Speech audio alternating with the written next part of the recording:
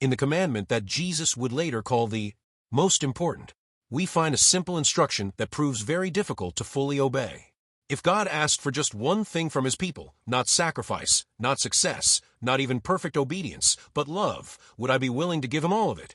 And if I'm willing, why do I so often fall short? Deuteronomy 6 verse 5.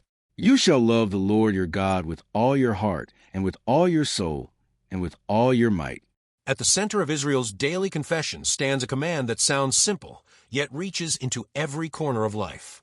My own experience has taught me that loving God fully is both the simplest calling of faith and the hardest work of a lifetime. The 5th verse of the 6th chapter of Deuteronomy has always felt both simple and demanding to me.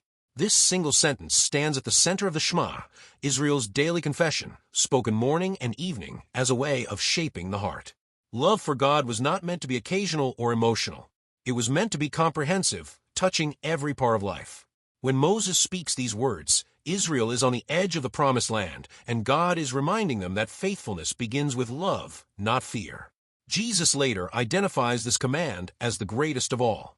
That affirmation tells me that this verse is not merely foundational to Judaism, but central to Christian faith as well. And yet, it remains the hardest commandment to live out.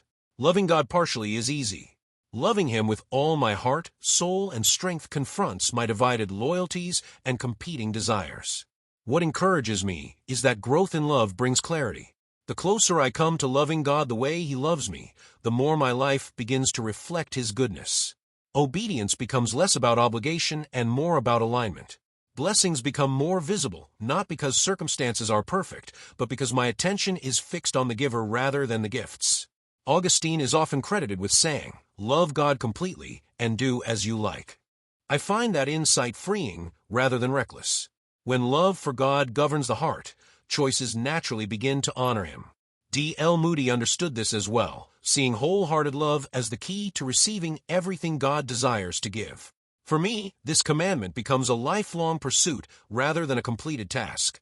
Working at loving God more fully shapes my prayers, orders my desires, and anchors my faith. When love remains central, everything else finds its proper place. And that is my thought for today. God bless and have a great day.